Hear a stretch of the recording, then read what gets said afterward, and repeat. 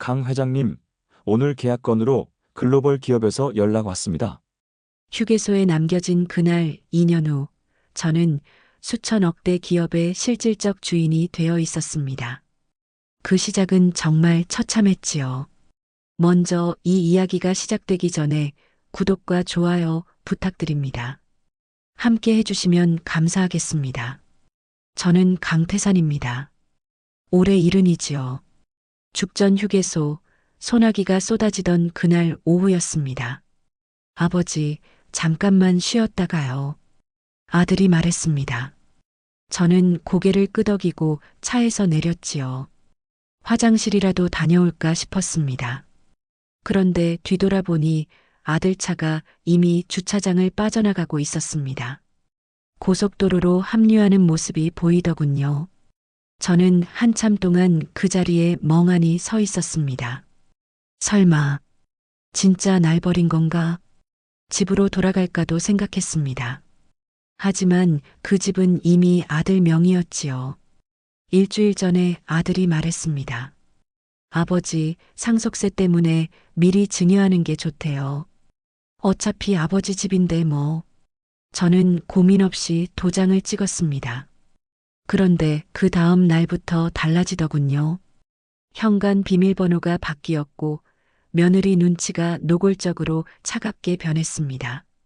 사흘 전엔 아들이 제 방으로 들어왔지요. 아버지, 요즘 깜빡깜빡 하시잖아요. 지갑이랑 휴대폰 제가 관리해 드릴게요. 혹시 길에서 잃어버리시면 큰일 나니까요. 아니다, 괜찮아. 아버지, 며칠 전에도 지갑 어디 뒀냐고 1시간 찾으셨잖아요. 제가 보관하는 게 나아요. 며느리도 거들었습니다. 맞아요, 아버지. 요즘 보이스피싱도 많은데 혹시라도 전화 받으시면 어떡해요. 결국 지갑과 휴대폰을 빼앗겼습니다. 아니, 빼앗긴 게 맞는 표현이겠지요. 이제 와서 생각해보니 그때부터 계획이 시작된 겁니다. 비는 계속 내렸습니다. 저는 벤치에 앉아 서류 가방을 무릎에 올렸지요. 평생을 현장에서 일했습니다. 남들이 꺼리는 험한 일도 마다하지 않았지요. 기술이 좋아서 승진도 빨랐습니다. 은퇴 후엔 모아둔 돈을 모두 자식들에게 넘겼습니다. 집도 예금도 전부요. 언젠가 효도받을 날이 올 거라 믿었으니까요. 그런데 건강이 나빠지자 모든 게 달라졌습니다. 아버지, 요양원이 더 편하실 거예요. 전문 간호사도 있고. 며느리가 노골적으로 말했습니다. 아들은 고개만 끄덕였지요. 요양원 비용은 어떻게 하려고? 아버지가 저희한테 주신 돈으로 내면 되죠.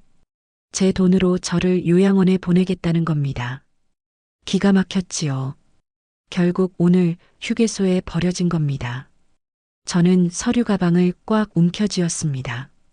30년간 연구한 정밀 부품 도면과 기술 노트가 들어 있었지요. 자식들은 이게 뭔지도 몰랐습니다. 그저 낡은 종이 쪼가리로만 봤겠지요. 하지만 저는 알았습니다. 이것이 제 마지막 무기라는 걸 말입니다. 돈은 너희가 다 가져갔지. 하지만 내 가치까지는 못 가져갔다. 소나기보다 더 차갑게 중얼거렸습니다. 저는 고개를 들었습니다. 절망 대신 이제 싸움이 시작된다고 생각했지요. 버려진 아버지의 복수가 시작됩니다. 비는 점점 더 세게 내렸습니다. 저는 휴게소 벤치에 앉아 지나온 삶을 떠올렸지요. 25 기술학교를 졸업하고 중소기업 현장에 들어갔습니다. 남들은 대학 가는 시대였지만 저는 빨리 돈을 벌어야 했지요. 어머니 병원비 때문이었습니다. 처음엔 말단 기술자였습니다. 기름때 묻은 작업복 입고 여름엔 40도 넘는 공장에서 일했지요. 겨울엔 손이 얼어붙어도 정밀 작업을 해야 했습니다. 하지만 저는 불평하지 않았습니다. 오히려 더 배우려 했지요. 남들이 퇴근한 후에도 남아서 도면을 그렸습니다. 선배들한테 물어보고 실패하고 다시 시도했습니다. 5년 후 저는 반장이 되었습니다. 10년 후엔 과장, 15년 후엔 부장이 되었지요. 35에 결혼했습니다. 아내는 착한 사람이었지요. 가난했지만 불평 없이 살림을 꾸렸습니다. 아들이 태어났고 저는 더 열심히 일했습니다. 우리 아들만큼은 고생시키지 말자. 아내와 약속했지요. 그래서 아들이 원하는 건 다 해줬습니다. 과외도 시키고 대학도 보냈습니다. 취직할 때는 제 인맥을 총동원했지요. 결혼할 땐 집까지 마련해줬습니다. 아버지, 고맙습니다. 제가 나중에 효도할게요. 아들이 말했습니다. 저는 뿌듯했지요. 그런데 며느리가 들어오면서 분위기가 달라졌습니다. 아버님, 요즘 세대는 독립이 중요해요. 너무 자주 오시면 저희도 부담스러워요. 명절에 찾아가도 환영받지 못했습니다. 손자 보러 가도 눈치가 보였지요. 아버지, 미리 연락하고 오세요. 우리도 스케줄이 있잖아요. 아들이 차갑게 말했습니다. 60대 중반, 저는 은퇴했습니다. 퇴직금과 평생 모은 돈을 합치니 제법 됐지요. 아버지, 그 돈 그냥 두시면 인플레이션 때문에 손해예요. 제가 투자 좀 해드릴게요. 아들이 말했습니다. 저는 믿었지요. 내 자식인데 뭘 의심하겠습니까? 결국 통장을 넘겼습니다. 예금도 적금도 전부요. 나중에 수익 나면 용돈 드릴게요. 아들이 웃으며 말했습니다. 하지만 그 후로 용돈은 한 번도 받지 못했지요. 68세, 건강이 나빠졌습니다. 허리 디스크가 왔고 당뇨도 생겼습니다. 병원비가 만만치 않았지요. 아버지, 제 돈으로 병원 다니시는 거 아시죠? 좀 아껴 쓰셔야 해요. 아들이 퉁명스럽게 말했습니다. 제 돈인데 제 돈이 아니라니 기가 막혔지요. 며느리는 더 노골적이었습니다. 아버님, 솔직히 말씀드릴게요. 저희도 애들 교육비며 대출이며 빠듯해요. 아버님이 오래 아프시면 저희가 힘들어요. 그럼 내가 어떻게 하면 되냐? 요양원 알아보는 게 어때요? 거기가 전문적이잖아요. 요양원이요. 제 돈으로 저를 요양원에 보내겠다는 겁니다. 그날 밤 저는 잠을 이루지 못했습니다. 내가 뭘 잘못한 걸까? 평생을 자식 위에 살았습니다. 손에 기름때 묻혀가며 돈을 벌었고 그 돈을 모두 자식에게 줬지요. 그런데 돌아온 건 이것뿐입니까? 일주일 전 아들이 증여 서류를 들고 왔습니다. 아버지 집 제 명의로 미리 넘기는 게 좋대요. 상속세 아끼려면요. 저는 도장을 찍었습니다. 의심하지 않았지요. 그런데 바로 그날부터 집 분위기가 달라졌습니다. 며느리가 대놓고 말했지요. 아버님, 이제 이 집 명의가 저희 거잖아요. 저희 눈치 보이시면 독립하시는 것도 방법이에요. 사흘 전엔 지갑과 휴대폰을 빼앗겼습니다. 아버지가 깜빡깜빡 하신다는 핑계였지요. 그리고 오늘 휴게소에 버려졌습니다. 저는 서류 가방을 열었습니다. 30년간 연구한 정밀 부품 도면이 빼곡했지요. 초소형 센서 설계도, 공차 0.001 단위의 가공 기술, 특수합금 배합 비율까지. 이건 돈으로 살 수 없는 기술입니다. 오직 경험으로만 얻을 수 있는 노하우지요. 자식들아, 너희는 내 돈만 가져갔지. 하지만 진짜 가치는 몰랐구나. 저는 가방을 꽉 움켜쥐었습니다. 절망할 시간이 없었습니다. 이제 살아남아야 했지요. 그때 낡은 명함 한 장이 눈에 들어왔습니다. 한준. 맞다. 그 녀석한테 연락해보자. 20년 전 제가 키웠던 제자였습니다. 기술을 가르쳐줬고 실패해도 다시 일으켜 세워줬지요. 그 녀석은 달라. 은혜를 아는 녀석이야. 저는 폐쇄된 공중전화 부스로 걸어갔습니다. 비바람은 여전히 거셌지만 작은 희망이 생겼습니다. 폐쇄된 공중전화 부스는 낡았지만 비바람을 막기엔 충분했습니다. 저는 명함을 꺼내 들었지요. 한준 대리 010-0000-0000 명함은 20년 전 것이었습니다. 모서리가 달아 있었지요. 하지만 저는 이 번호를 외우고 있었습니다. 한주는 제가 부장이던 시절 신입사원이었습니다. 첫날부터 눈에 띄었지요.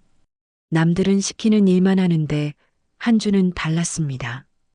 퇴근 후에도 남아서 도면을 들여다봤고 모르는 게 있으면 끈질기게 물어봤지요. 부장님, 이 공차는 왜 0.00인가요? 0.003면 안 되나요? 안 되지. 이게 조금만 틀어져도 전체 조립이 안 돼. 그럼 어떻게 그 정밀도를 맞추나요? 그건 손맛이야. 기계로는 한계가 있어. 결국 사람 손이 마지막 승부처지. 한주는 눈을 반짝이며 들었습니다. 그리고 실제로 연습했지요. 몇 번을 실패해도 포기하지 않았습니다. 3년 후 한주는 제 오른팔이 되었습니다. 제가 하라는 것보다 더 잘했지요. 한준아, 너 나중에 큰일 할 놈이다. 부장님 덕분입니다. 부장님이 안 가르쳐 주셨으면 저 진작에 관뒀을 겁니다. 고맙다는 말은 나중에 성공해서 해라. 한준은 웃었습니다. 그리고 5년 후 회사를 나가 창업을 했지요. 부장님, 저 나갑니다. 제 기술로 뭔가 만들어 보고 싶어요. 좋아. 젊을 때 해봐야지. 그 후로 가끔 연락이 왔습니다. 힘들다는 이야기, 잘 안 된다는 하소연도 있었지요. 저는 그때마다 조언해줬습니다. 한준아, 기술은 배신 안 해. 사람은 배신해도 기술은 안 그래. 그 말이 지금 제 가슴에 꽂힙니다. 저는 공중전화 수화기를 들었습니다. 다행히 아직 작동했지요. 동전 몇 개가 주머니에 남아 있었습니다. 아들이 지갑을 가져가기 전에 빼둔 것이었지요. 제발, 아직 이 번호를 쓰고 있기를. 떨리는 손으로 번호를 눌렀습니다. 신호음이 울렸습니다. 한 번, 두 번, 세 번. 여보세요? 한준의 목소리였습니다. 20년이 지났지만 알아들을 수 있었지요. 한준아. 나 강태산이다. 부장님? 부장님 맞으세요? 그래, 나야. 한준의 목소리가 떨렸습니다. 부장님, 어디세요? 무슨 일이세요? 왜 공중전화로 전화하세요? 저는 잠시 말을 잇지 못했습니다. 목이 메었지요. 나 지금 죽전 휴게소에 있어. 자식들한테 버림받았다. 뭐라고요? 지갑도 휴대폰도 없어. 갈 곳도 없고. 한준이 바로 소리쳤습니다. 부장님, 거기 계세요. 제가 지금 바로 갑니다. 절대 움직이지 마세요. 한준아, 미안하다. 이런 꼴로 연락해서. 무슨 말씀이세요? 제가 지금 있는 게 다 부장님 덕분인데요. 30분이면 갑니다. 꼭 기다려주세요. 전화가 끊어졌습니다. 저는 수화기를 내려놓고 공중전화 부스에 기댔습니다. 눈물이 흘렀지요. 자식에게선 받지 못한 온기를 제자에게서 느낀 겁니다. 아, 세상에 아직 사람이 있구나. 기다리는 동안 저는 서류 가방을 열었습니다. 낡은 도면들을 하나씩 꺼내봤지요. 초소형 센서 설계도 20년 전 개발했던 겁니다. 당시엔 기술력이 부족해서 양산하지 못했지요. 하지만 지금이라면 다를 겁니다. 정밀 가공 노하우 0.001 단위까지 맞추는 기술입니다. 이건 책에도 없고 인터넷에도 없습니다. 오직 손으로 익힌 사람만 아는 기술이지요. 특수 합금 배합 비율. 몇백 번의 실패 끝에 찾아낸 황금 비율입니다. 이것만으로도 특허가 수십 개는 나올 겁니다. 내 손은 아직 죽지 않았어. 저는 손을 펴봤습니다. 주름이 가득했지만 아직 떨림은 없었지요. 60년 현장에서 단련된 손입니다. 30분 후 헤드라이트가 휴게소로 들어왔습니다. 한준이 차에서 뛰어내렸지요. 부장님, 한준은 살이 좀 찐 것 빼곤 예전 모습 그대로였습니다. 저를 보자마자 달려왔지요. 부장님, 괜찮으세요? 괜찮아. 이제야 정신이 좀 들었어. 한준이 제 어깨를 잡았습니다. 부장님, 저희 사무실로 가시죠. 일단 씻고 따뜻한 거 드셔야죠. 한준아, 미안하다. 폐를 끼치는구나. 무슨 말씀이세요? 부장님이 없었으면 오늘의 제가 없어요. 차에 타면서 한준이 물었습니다. 부장님, 그 가방엔 뭐가 들어 있으세요? 저는 가방을 꼭 껴안으며 말했습니다. 내 평생이 들어 있어. 그리고 이제부터 우리의 미래가 될 거야. 한준이 고개를 갸우뚱했지만 곧 알게 될 겁니다. 버려진 기술자의 반격이 시작됩니다. 차는 빗길을 헤치고 서울로 향했습니다.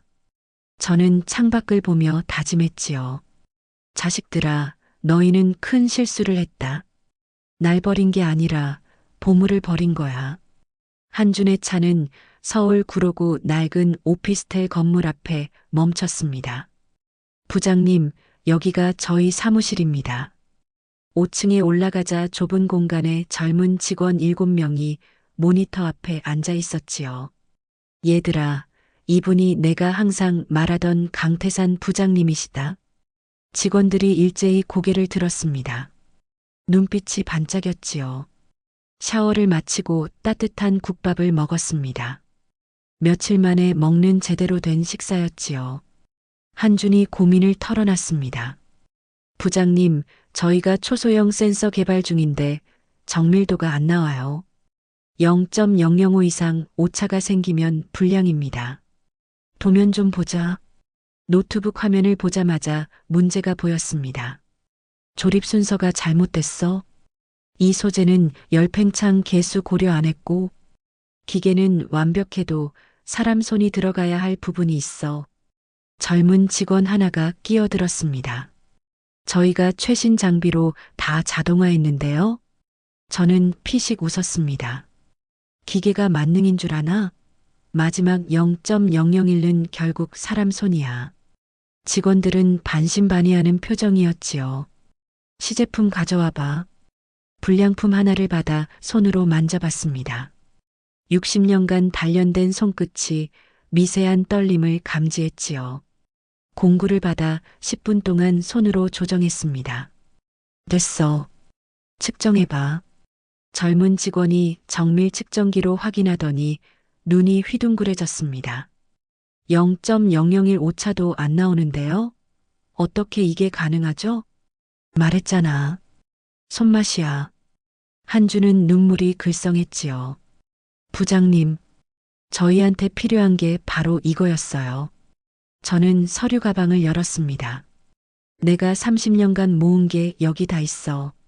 도면, 공정 노하우, 소재 배합 비율까지. 한준이 도면을 펼쳐보더니 손이 떨렸습니다. 부장님, 이건 보물이잖아요. 직원들이 모여들었습니다. 이 설계도 어디서도 본 적 없는데요? 특허만 수십 개 나오겠는데요? 한준이 저를 똑바로 봤습니다. 부장님, 저희랑 같이 일하시겠어요? CTO 하시고 지분 30% 드릴게요. 30%? 부장님 기술이면 그 정도는 당연하죠. 저는 처음으로 웃었습니다. 휴게소에서 버려진 후 처음 짓는 웃음이었지요. 좋아. 같이 해보자. 그날 밤 사무실 한켠 간이 침대에 누워 생각했습니다. 자식들아, 너희는 날 쓸모없다고 버렸지. 하지만 세상은 아직 날 필요로 하는구나. 서류 가방을 꼭 껴안고 잠이 들었습니다. 내일부터 진짜 싸움이 시작됩니다. 시간이 흘러 2년이 지났습니다. 한준의 작은 스타트업은 이제 직원 10명의 중견기업이 되어 있었지요. 구로구 낡은 오피스텔에서 강남 신사옥으로 옮겼습니다. 저는 매일 새벽 6시에 출근했습니다. 72의 나이였지만 몸은 오히려 더 가벼웠지요. 일할 곳이 있다는 게, 필요한 사람이 있다는 게 저를 젊게 만들었습니다. 첫 6개월은 전쟁이었습니다. 저는 현장에서 직접 손으로 시제품을 만들었고 젊은 엔지니어들에게 공정을 가르쳤지요. 밤을 새운 날도 많았습니다. 그 결과 초정밀 소형 센서 개발에 성공했습니다. 오차 0.0005, 세계 최고 수준이었지요. 1년차 특허 15개를 출원했습니다. 저의 30년 노하우가 모두 지적재산권이 되었지요. 국내 대기업에서 먼저 연락이 왔습니다. 삼성, LG, 현대 모두 저희 센서를 원했습니다. 1년 반 글로벌 기업과 독점 공급 계약을 맺었습니다. 독일의 지멘스, 일본의 소니, 미국의 애플까지 계약 규모만 3천억 원이었지요. 언론이 움직이기 시작했습니다. 70대 기술자, 한국 제조업의 희망으로 버려진 명장, 스타트업 구원투수 되다. 강태산 CTO, 전설의 귀환. 방송국에서도 인터뷰 요청이 쏟아졌지만 저는 거절했습니다.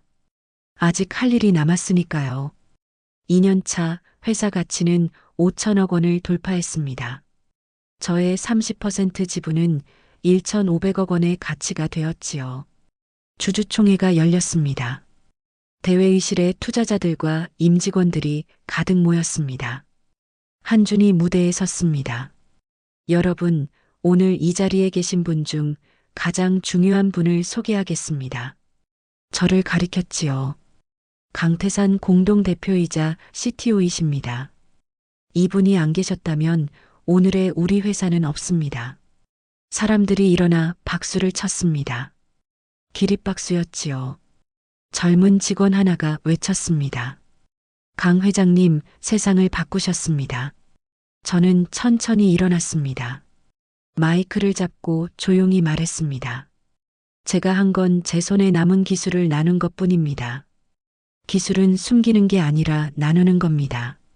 다시 박수가 터졌습니다. 회의가 끝나고 저는 사장실로 돌아왔습니다. 넓은 사무실, 강남이 내려다 보이는 창문, 책상 위에 명패. 강태산 공동대표이사 겸 CTO. 2년 전 휴게소에서 버려졌던 그 순간이 떠올랐습니다. 비를 맞으며 벤치에 앉아있던 제 모습이요. 그때 저는 생각했지요. 이제 끝이구나. 하지만 끝이 아니었습니다. 새로운 시작이었습니다. 책상 서랍을 열었습니다. 그 낡은 서류 가방이 그대로 있었지요. 이제는 액자에 넣어 보관하고 있었습니다. 휴대폰이 울렸습니다. 비서가 전했습니다. 회장님, 포브스에서 인터뷰 요청 들어왔습니다. 거절해. 네. 하지만 아시아 100대 기업인 특집인데요. 필요 없어. 난 유명해지려고 이 일하는 게 아니야. 저는 창밖을 바라봤습니다. 서울 시내가 한눈에 들어왔지요. 어디쯤일까요? 아들이 사는 집이, 저를 버린 그 자식들이 궁금하지 않았습니다. 미련도 없었지요. 저는 이미 새로운 가족을 찾았습니다. 이 회사의 10명 직원들, 그리고 한준이가 바로 제 가족이었습니다. 퇴근길 한준이 물었습니다. 부장님, 행복하세요? 저는 고개를 끄덕였습니다. 그래.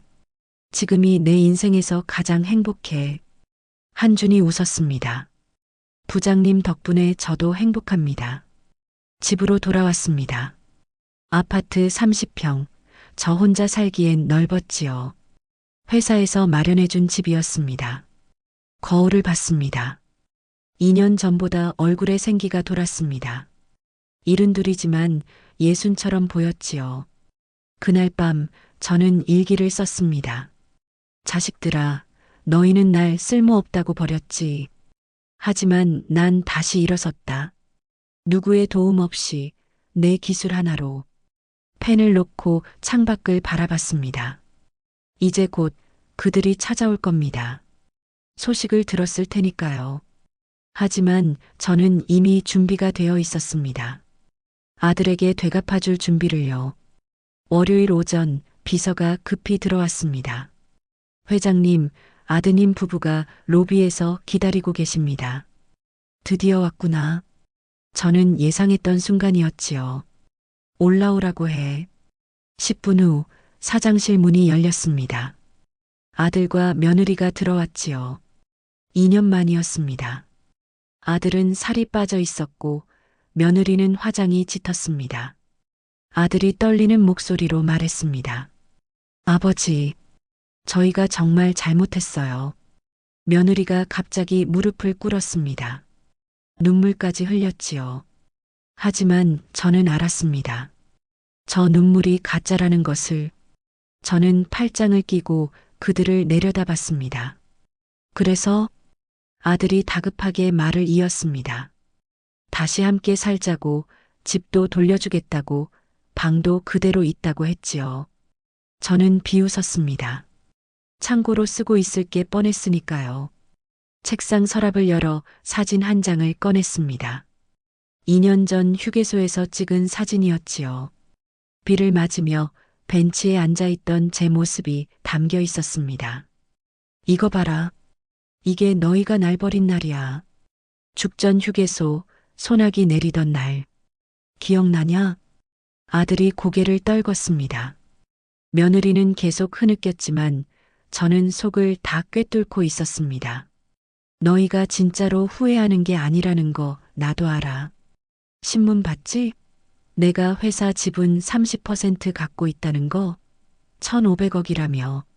그거 노리고 온 거지?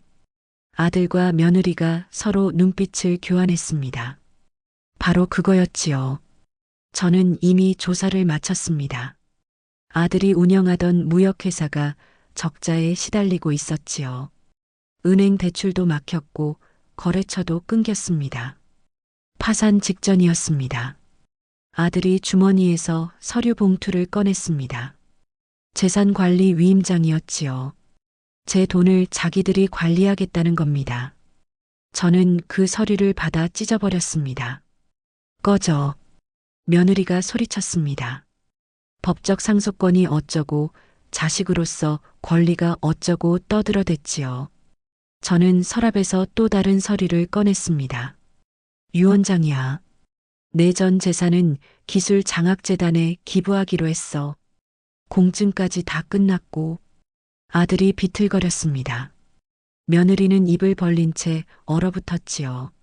저는 명함을 꺼내 던졌습니다. 명함 뒷면에는 주소가 적혀 있었습니다. 죽전 휴게소. 날 버린 자리야. 거기 가서 반성이나 해라. 나가. 다시는 내 앞에 나타나지 마. 비서를 불러 경비가 들어왔습니다. 아들과 며느리를 이끌고 나갔지요. 며느리가 복도에서 소리쳤지만 문은 닫혔습니다. 저는 창가에 섰습니다. 아래쪽에서 아들 부부가 나오는 게 보였지요. 서로 언성을 높이며 싸우고 있었습니다. 한준이가 노크하고 들어왔습니다. 부장님 괜찮으세요? 괜찮아. 오히려 속이 시원하네. 잠시 침묵이 흘렀습니다. 한준아, 가족이 뭘까? 피는 물보다 진하다고 하잖아. 근데 그게 다 거짓말이더라. 진짜 가족은 피가 아니라 마음이야. 한준이가 제 어깨에 손을 얹었습니다. 부장님이 저한테는 진짜 아버지세요. 저는 고개를 끄덕였습니다. 그날 저녁 저는 일기를 썼습니다. 오늘 자식들이 왔다 갔다. 후회한다고, 용서해달라고. 하지만 나는 알았다. 저들이 원하는 건 용서가 아니라 돈이라는 걸. 펜을 놓고 창밖을 바라봤습니다. 내일부터는 본격적으로 움직일 겁니다. 이제 진짜 복수를 시작할 때입니다. 아들 부부가 다녀간 다음 날 저는 한준을 불렀습니다. 아들 회사 정보 좀 알아봐줘. 어떤 사업하는지, 거래처가 어딘지. 한준이 고개를 끄덕였습니다. 이틀 후 자료가 올라왔지요. 아들은 전자부품 유통회사를 운영하고 있었습니다. 최근 스마트 센서 사업에 진출하려 했지만 기술력 부족으로 어려움을 겪고 있었지요. 더 중요한 건 핵심 거래처가 딱 3곳이라는 점이었습니다. 그중 2곳이 저희 회사와도 거래하던 업체였지요. 저는 책상에 기대어 생각했습니다. 아들아, 내가 날 버렸을 땐 생각도 못했겠지. 내가 이런 위치에 올라올 줄은. 전략은 간단했습니다. 먼저 아들 회사의 주요 거래처 3곳에 연락을 했습니다. 저희 회사가 독점 공급 계약을 제한하는 조건으로 다른 유통업체와의 거래를 정리해달라고 했지요. 업체들은 고민할 것도 없었습니다. 저희 제품은 세계 최고 수준이었고 가격도 경쟁력이 있었습니다. 무엇보다 안정적인 공급이 보장됐지요. 일주일 만에 3곳 모두 계약서에 사인했습니다. 아들 회사는 하루아침에 주요 거래처를 모두 잃었습니다. 한 달 후 정보가 들어왔습니다. 아들이 은행을 돌아다니며 대출을 요청했지만 모두 거절당했다고 했지요. 이미 신용등급이 떨어진 상태였습니다. 2달 후 아들 회사 직원들이 월급을 못 받고 있다는 소문이 돌았습니다.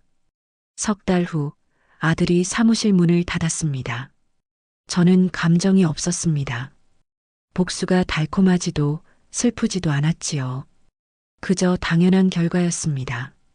어느 날 오후 아들에게서 문자가 왔습니다. 한준이 가져다 준 새 휴대폰으로요. 아버지, 제발 좀 도와주세요. 회사 망했습니다. 집도 곧 넘어갑니다.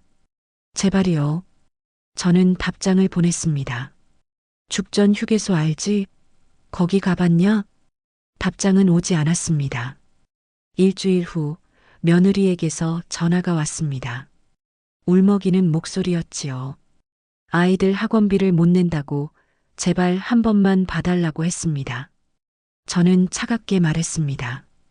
2년 전 날 버릴 땐 내 노후는 생각 안 했잖아. 이제 와서 손주 얘기는 왜 꺼내냐? 전화를 끊었습니다. 한 달 후 아들의 집이 경매로 넘어갔다는 소식을 들었습니다. 그 집은 제가 사줬던 집이었지요. 제 이름으로 증여했던 바로 그 집. 이제 아들 가족은 월세방으로 이사했다고 했습니다. 저는 창밖을 바라봤습니다. 강남의 야경이 아름다웠지요. 이게 복수구나. 그런데 이상했습니다.